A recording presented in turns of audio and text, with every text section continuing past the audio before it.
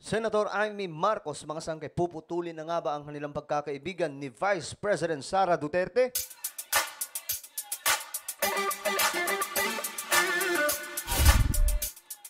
So magandang oras po sa lahat ng ating mga kababayan, sa lahat ng mga solid sangkay na nanonood ngayon.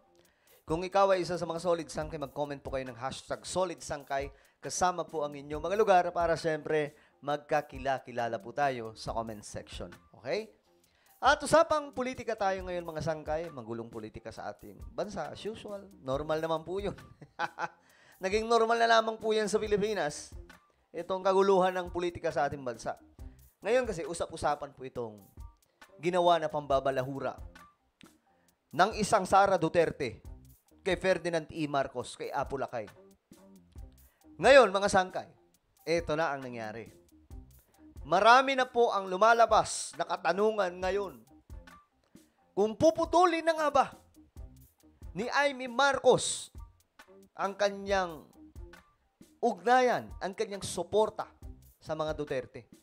Higit pa dyan mga sangkay, ang anak mismo ni Amy Marcos nagkomento tungkol doon. Hindi natiis, mga sangkay, bilang isang apo. Diba? Bago tayo magtuloy-tuloy, paki-subscribe po muna yung ating YouTube channel. Tayo po ay 1.31 million subscribers na po dito sa YouTube. So kung ikaw ay hindi pa nakakapag-subscribe, click the subscribe down below, click the bell, and click all. Sa mga nanonood naman po sa Facebook, i-follow nyo po yung ating Facebook page. Okay. Usap-usapan to kasi ngayon. Etong balita tungkol dyan. Tanggalin ko lang to. Ang gulo-gulo eh. Senator Amy Marcos should cut ties with Vice President Sara.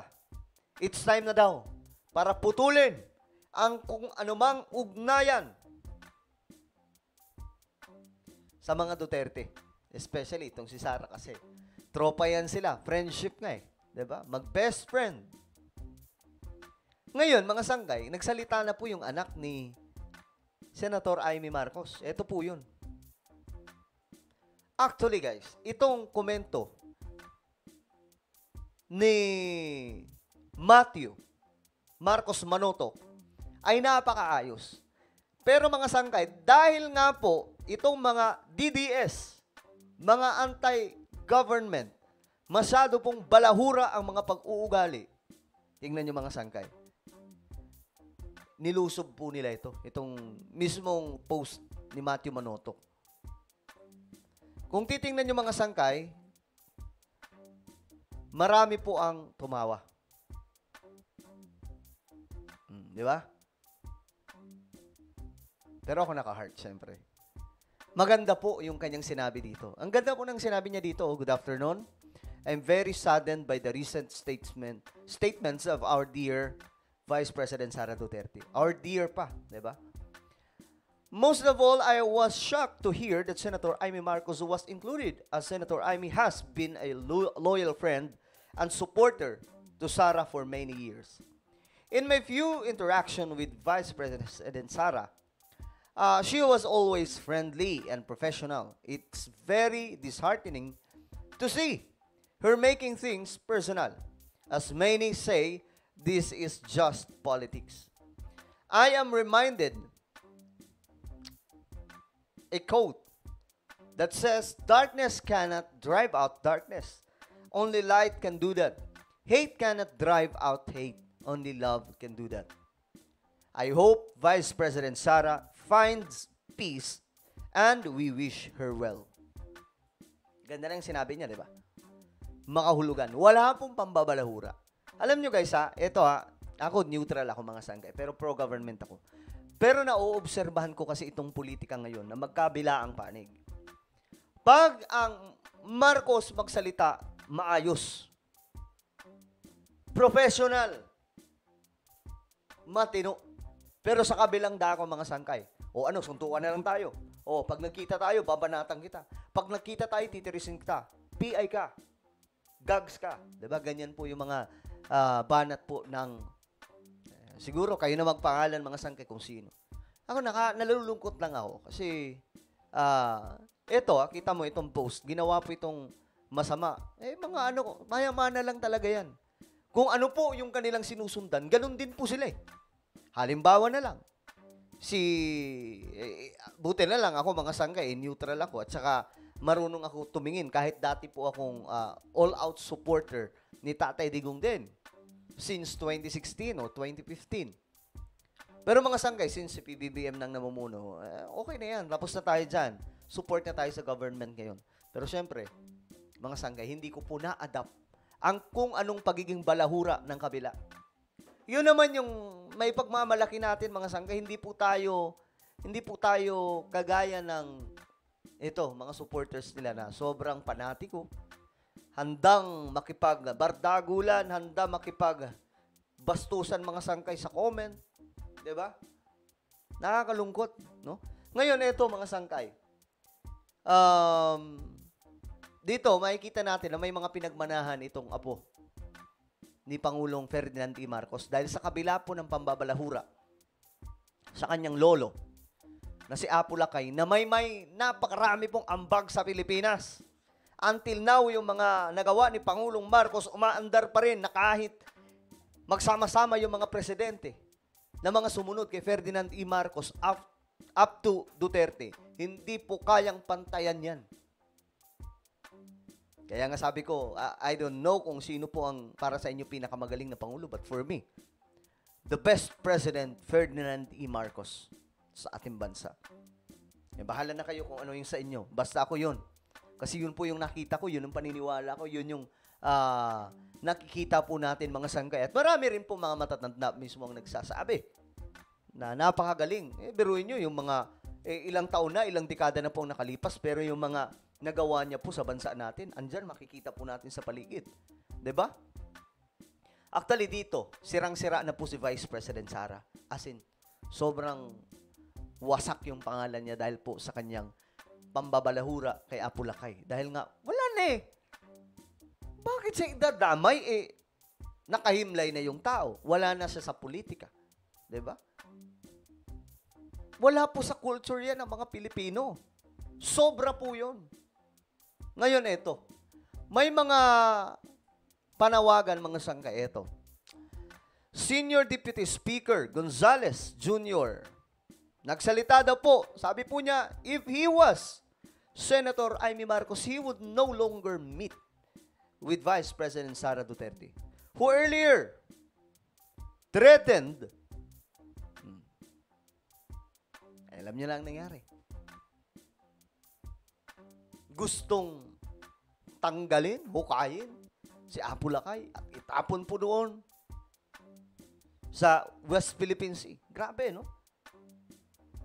Ayun, sabi dito mga sangkay, at yun man lang, sabihin mo na huhukayin mo yung tatay at itatapon mo sa West Philippine Sea. Ako po, isang nasaktan bilang anak. Kung ako po, si Senator Amy Marcos, sinabi sa tatay ko yun, palagay ko hindi na po kami pwedeng magkita at mag-usap sa panahon na yun. Exactly. Yun din po yung reaction na marami dyan, mga sangkay. Sabihin ko, ibang klase na ito, ibang usapan na ito.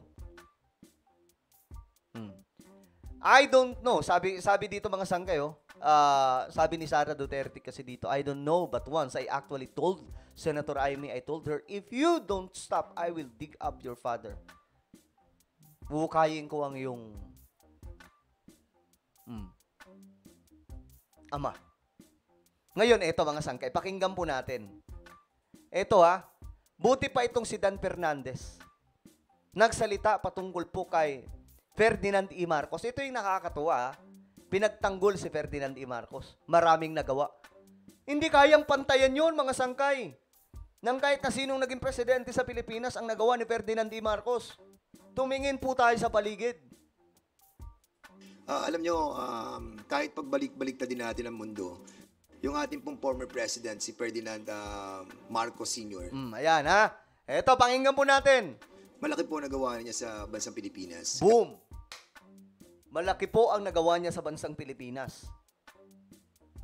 Basag dito. Akala kasi nila, mga sangkay, para kasi sa mga anti-government, Duterte lang yung magaling. Which is wrong.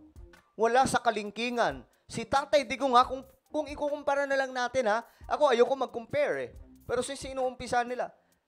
Kung ikukumpara natin ang isang Ferdinand E. Marcos Sr. Kaysa kay Duterte. Kahit sabihin pa po natin 20 years siyang namuno, hindi po yun kayang tapatan.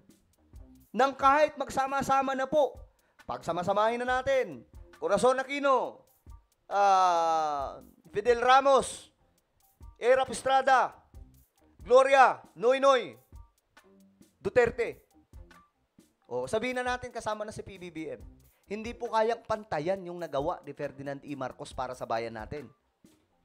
Kaya tama po si Dan Fernandez. Kahit sabihin na natin na inakusahan siya na diktador at napatalisik siya ng ating pong mga kababayan. Pero at the end of the day, we have to accept that he made a lot of things for the Filipino people. At yung pong pagsasabi na huhukayin siya at itatapon sa West Philippine Sea, medyo parang sa mga nagmamahal, no? Lalo na yung mga Marcos loyalists, no? Correct. Ako mga sangkay.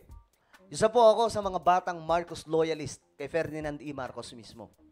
Kasi namulat po ako, no? Nung nakita ko po yung mga nagawa ni Ferdinand E. Marcos, naisip ko kaagad mga sangkay na naloko ako ng kasaysayang mali ang paniniwala o mali ang itinuturo tungkol kay Ferdinand E. Marcos. At ito po yun. Baliktad na po ngayon. Yung mga bumabatikos kay Ferdinand E. Marcos, ito na yun mga sangkay. Ito yung mga nakaharap namin. Nga doon, dati mga sangkay, mga dilawan. Ngayon, hindi na po dilawan.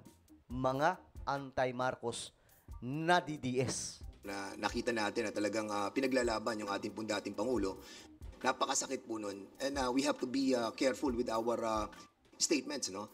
Kasi hahabulin tayo ng panahon at pagkakataon.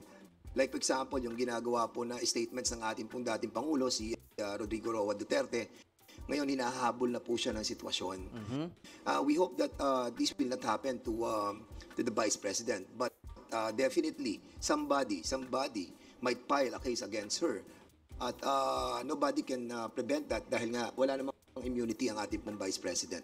Masakit po yung mga ganitong klaseng salita na hindi naman po dapat nasabihin na nanggaling sa isang opisyal ng ating bansa. Diba? Ganun lang kasimple, guys. Malaki ang nagawa ni Ferdinand E. Marcos sa ating bansa. So, kung isang Sara Duterte lamang po ang magsasalita laban kay Apolacay, wala po siya sa kalingkingan ng isang Ferdinand E. Marcos Sr. na brilliant na leader na hinangaan hindi lamang ng Pilipinas, kundi ng buong mundo. Okay? So, ano po ang inyong opinion, mga sangkay? Sa tingin nyo ba? Kailangan na po tapusin ni Senator Amy Marcos yung kanyang pakikipagkaibigan o relasyon kay Vice President Sara Duterte? I-comment po sa ibaba ang inyong mga opinion. Meron po akong isang YouTube channel, guys. Ito po ay Sangkay Revelation. Naku, magaganda po yung topic natin dito. Mga pandaigdigang balita related po sa mga propesiya sa Biblia. Hanapin niyo po ito sa YouTube, Sangkay Revelation. Kapag nakita niyo na, i-click niyo po yung subscribe, i-click ang bell, at i-click niyo po yung all. Ako na po yung magpapaalam. Mag-iingat po ang lahat. God bless everyone.